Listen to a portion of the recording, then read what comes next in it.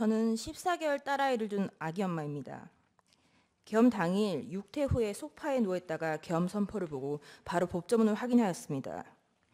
민주당이 다수당인데 금방 해제가 될 텐데 대통령이 검사인데 그 사실을 모를 리 없을 텐데 도대체 이게 무슨 상황인가? 역시나 금세 국회 해제 의결이 있었고 계엄은 해제되었습니다. 담화문을 찬찬히 읽어보았습니다. 제가 임신과 출산과 육아를 하느라 몰랐던 민주당이 저지른 폐악을 일당 독재의 파쇼 행위를 확인하고 아이와 함께 하려고 비워둔 시간을 나누어 이 사건에 뛰어들게 되었습니다. 저는 계몽되었습니다. 체제 전복을 노리는 반국가 세력이 준동하고 있습니다. 약 4개월 전 선고된 민주노총 간첩 사건에서 최근 우리 사회의 모든 갈등이 간첩들의 지령에 의하여 일어났다는 사실을 확인할 수 있었습니다. 그 대표적인 것이 후쿠시마 원전 오염수 괴담입니다. 한반도와 주변 나라들에 대한 핵테러 행위, 전 인류에 대한 대학살 만행을 폭로 단죄하는 기사들을 집중 게재하게 하라. 민주당의 플랜카드입니다. 인류를 향한 핵테러 시도를 당장 중단하라. 간첩 지령과 비슷한 단어입니다. 후쿠시마 오염 괴담이 사실이 아니라는 것을 밝히는데 1조 6천억 원이 소요되었습니다. 1조 6천억 원은 민주당이 삭감한 대왕고래 프로젝트 497억 30번, 민주당이 삭감한 민생범죄 수사 특활비 특경비 587억 27년치, 민주당이 삭감한 아이들보험 지원 사업 384억 40년치, 민주당이 삭감한 전공의 지원 예산 931억 17년치입니다. 윤석열 대통령은 2022년 3월 9일 당선되었습니다. 간첩들은 대선 후보 시절부터 윤석열 놈에게 공격의 화살을 집중하라고 하였습니다. 또한 공정, 기회, 새로운 변화로 청년들이 보수화되는 것을 막고 진보 민주개혁 세력의 역량상 우세를 보장하도록 조직 사업을 하라고 지령을 내렸습니다. 또한 윤석열이 한미동맹 우선을 전면에 내걸고 반북 대결 정책을 추구할 것이니 집권 초기부터 윤석열 패거리들을 조직적으로 공세 전개하라. 그리고 윤석열 논과 일가 족속, 측근들의 정치 추문을 집요하게 압박 공세를 강화하라고 제2의 촛불항쟁 때와 같은 윤석열 탄핵투쟁의 불씨를 지펴 올리라고 지령을 내렸습니다. 이에 따라 비상계엄 전까지 약 178회에 달하는 윤석열 퇴진 탄핵 집회를 열었습니다.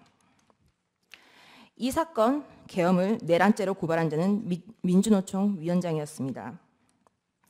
그리고 2025년 2월 21일 며칠 전 이재명은 민주노총을 찾아가 민주노총은 탄핵 사태 때 가장 큰 역할을 하였다고 감사 인사를 하였습니다.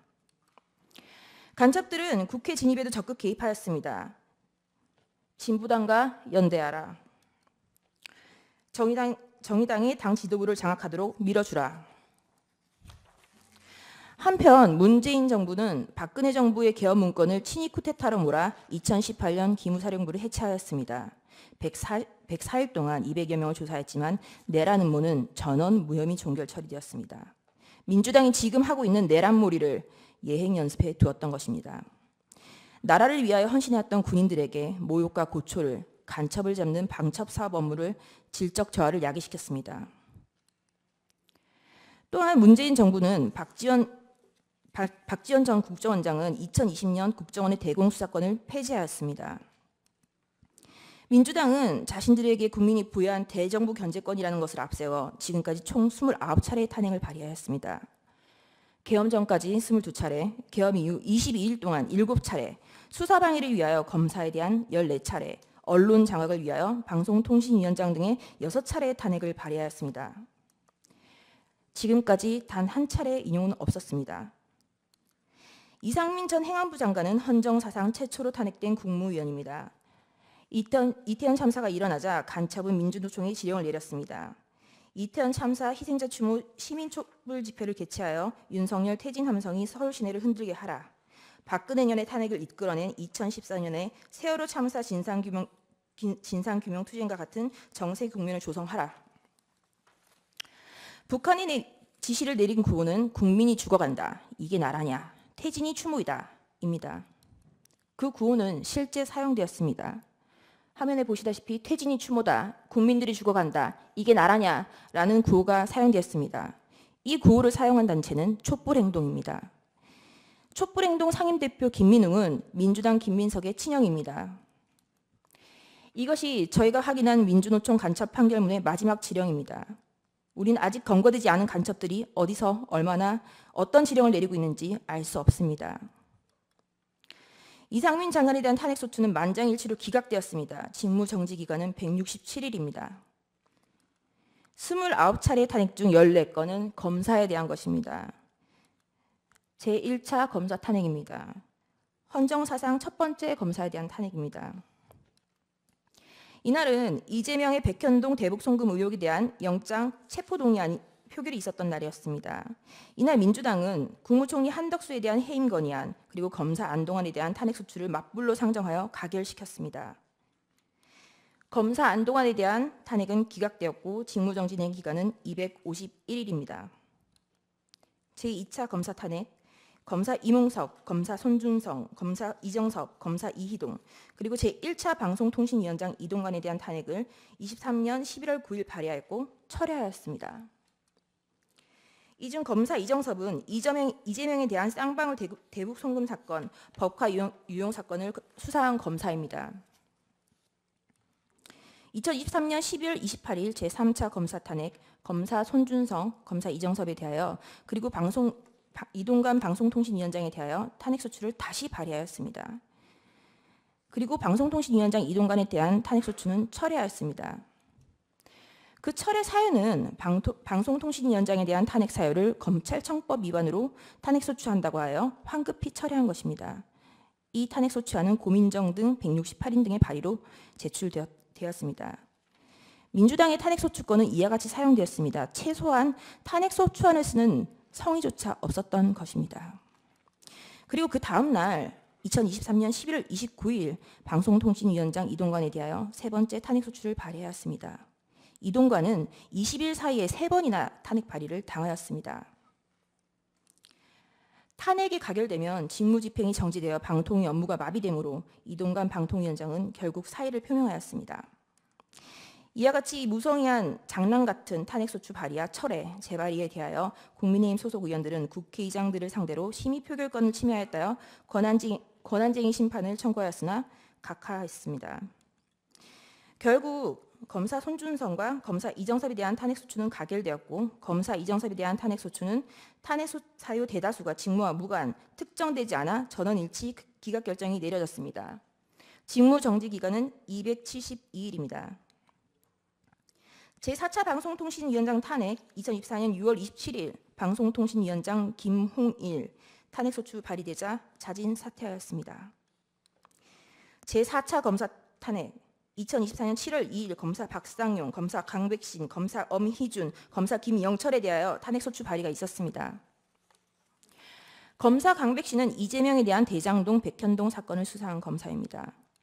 검사 엄희준은 이재명에 대한 대장동 백현동 사건을 수사하고 이재명에 대한 구속영장 청구를 한 검사입니다. 검사 김영철은 민주당 전당대회 돈봉투 사건을 수사한 검사입니다.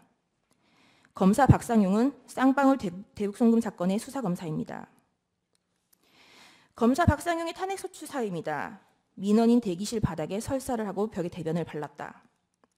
이화영에 대하여 이 보이는 영상 녹화실에서 연어회와 종이컵에 소주를 따라주고 진술을 회유하였다. 이재명에 대한 대북송금이 표적수사라는 것, 그리고 그것이 탄핵소추 사유였습니다. 당연히 이화영의 주장은 항소심에서 모두 배척되었습니다. 2024년 7월 25일 제5차 방송통신위원장 직무대리 이상인에 대한 탄핵소추가 발의되었고 다음 날 사의를 표명하였습니다. 이진숙은 2024년 7월 30일 방송통신위원장에 취임을 하였고 그 다음 날 탄핵소추가 발의되었습니다. 단 이틀 일하였는데 헌재는 4대4로 기각을 하였고 직무정지 기간은 174일입니다. 문재인 정권의 사드 고위지원 및 2급 비밀을 중국에 유출한 간첩 행위를 감사하는 것을 표적 감사라고 민주당은 비난을 하였습니다. 그러다가 2024년 12월 2일 독립된 헌법기관인 감사원장에 대한 탄핵을 발의하였습니다. 그리고 같은 날 검사 최재훈, 검사 이창수, 검사 조상원에 대하여 탄핵소추를 발의하였습니다. 그리하여 하루 뒤 그 다음 날 대통령은 2024년 12월 3일 비상계엄을 선포하였습니다. 반국가 세력의 사회 장악, 민주당의 언론 장악 시도, 입법 폭거, 사법 업무의 마비, 삼권 분립 원칙의 몰각, 헌법기관인 감사원의 독립성까지 좌지우지하려는 일당 독재 파쇼행이 대하여 국민들에게 현재의 상황을 알리기 위한 대국민 호소의 계엄을 선포하였습니다. 그럼에도 민주당은 멈추지 않았습니다. 결국 2024년 12월 5일 검사 최재훈, 이창수, 조상원에 대한 탄핵을 가결하였습니다. 그리고 감사원장 최재해에 대해서도 탄핵을 가결하였습니다. 감사원장의 탄핵 사유는 구체적으로 특정되지조차 않았고 검사 3인에 대한 탄핵 소추 사유도 모호하다고 지적을 받았습니다. 2024년 12월 4일 피청구인에 대하여 1차 탄핵을 발의하였고 그 사유 중 일부는 중국, 러시아를 적대시하고 일본 중심의 기이한 외교정책을 고집한다라는 것이었습니다. 2024년 12월 7일 4시간이 넘게 기다렸으나 정족수가 미달되었고 민주당은 계속하여 이상민 행안부 장관, 박성재 법무부 장관, 김영현 국방부 장관, 조지호 경찰청장에 대하여 탄핵 소추를 발의, 결국 이상민 장관은 사임하였습니다.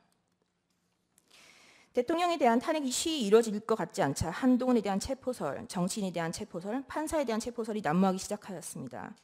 2024년 12월 12일 대통령에 대한 두 번째 탄핵 소추가 발의되었습니다. 그리고 체포설만 가지고 부족하자 2024년 12월 13일 김어준이 한동훈에 대한 사살설을 터뜨렸습니다. 우리는 모두 이 뉴스가 이제는 가짜인 것을 압니다. 결국 2024년 12월 14일 대통령에 대한 탄핵 소추가 가결되었고 헌법재판관이 임명하지 않는다는 이유로 한덕수 국무총리를 탄핵하였습니다. 그리고 최상목 권한대대행에 대하여 각종 사유로 탄핵 카드를 꺼내고 있는 것을 국민 여러분들은 지켜보고 있을 것입니다. 부끄러움을 모르는 자들은 민주당 노종면 원내대변인은 2024년 12월 23일 국무위원 총 16명 중 5명만 더 탄핵하면 국무회의 의결을 못하니 법안이 자동으로 발효된다라는 발언을 하기도 하였습니다. 또한 민주당은 2025년 2월 20일 헌법재판관의 후임자가 임명되지 못하는 경우 기존 재판관의 임기를 자동으로 연장하는 내용의 법안을 발의하였습니다. 헌법재판관의 임기는 6년으로 헌법 제112조 제1항에 명시적으로 규정하고 있습니다. 도대체 누가 국헌을 문란하게 하고 있는 것인지 묻고 싶습니다. 이상입니다.